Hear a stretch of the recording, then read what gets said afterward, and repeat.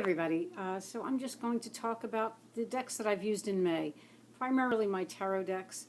And so this year I'm really trying to go back and work with decks that I've had for a while and reconnect with them and get to know them better. So the first deck I'm going to talk about is an old classic, and it is the Tarot of Vampires by Ian Daniels.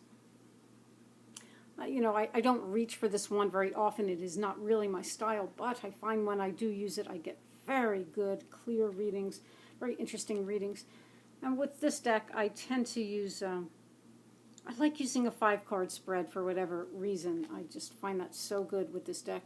A clear question and a 5-card reading, and sometimes the information I can draw upon, even for a couple of days after that reading. So I think these, for the most part, the images are, pretty well known.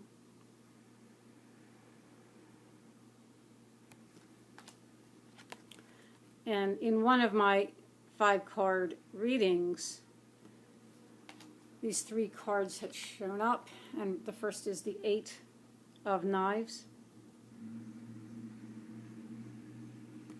I had the 9 of Knives.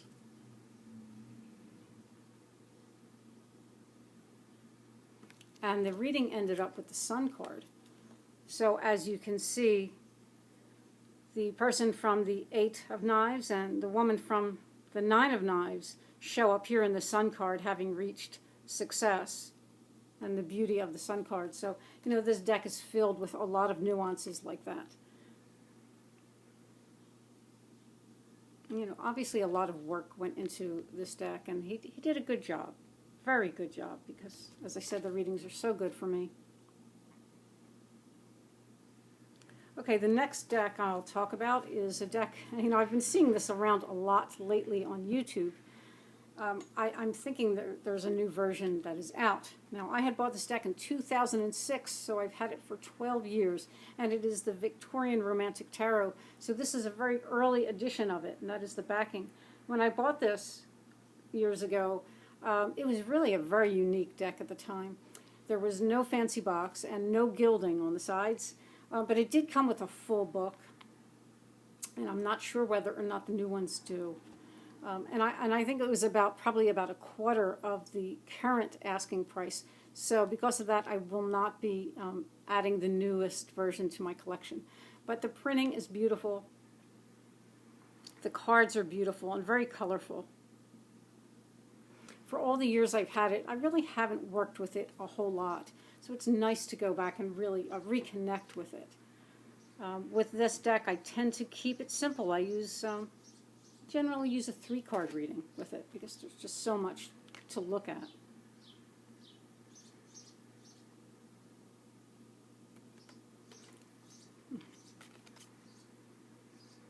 It's the High Priestess. I just pulled out a few cards. 2 of Wands. Very dynamic Ace of Pentacles.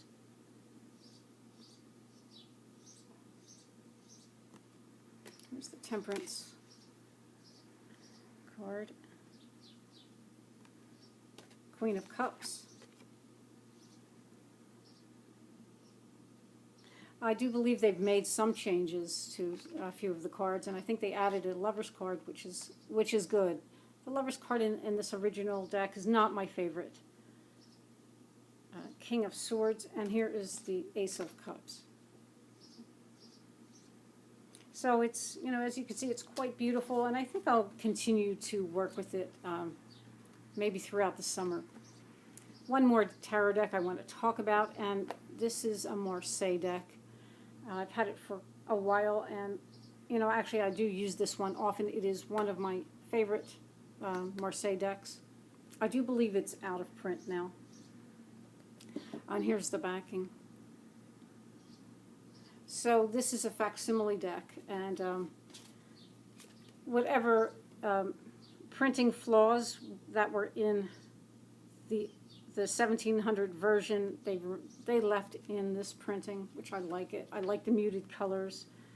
It is not crisp, as you can see, as some of the other Marseille decks, but I like that. And I find that each Marseille deck does have its own personality and voice, the same as you would find with a Rider-Waite-Smith deck.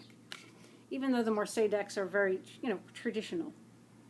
I've talked about before that I really enjoy reading with a Marseille deck. There's just so much to draw upon as far as you can expand your the information that comes through with, especially with the minors, with the pit cards.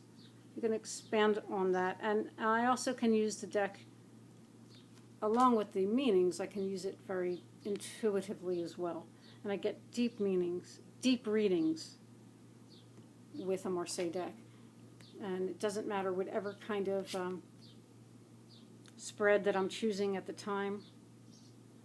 And the Marseille deck, it just doesn't fail you. Sometimes, though, it takes a while to understand what's being said. Like for me, it doesn't just pop right in there with a Marseille deck or with any deck. Really have to look and take my time. And when I do take my time with this deck, it really pays off. Get good readings, and it's just a joy to work with. So, as far as my Oracle decks, I'm doing a lot of the same thing where I'm going back and reconnecting with older decks for the most part. However, I did buy, I guess this was back in April, I did buy the Mystical Moments Oracle. It's very beautiful. I know you've seen the cards on other channels, but I'm just not ready to delve into this one yet. So when I feel the pull, I will be there working with it. It's gorgeous. So I guess that's about it for me for May. It's had some very good readings. And so I hope you have a wonderful June, everyone, and I will see you soon. Bye for now.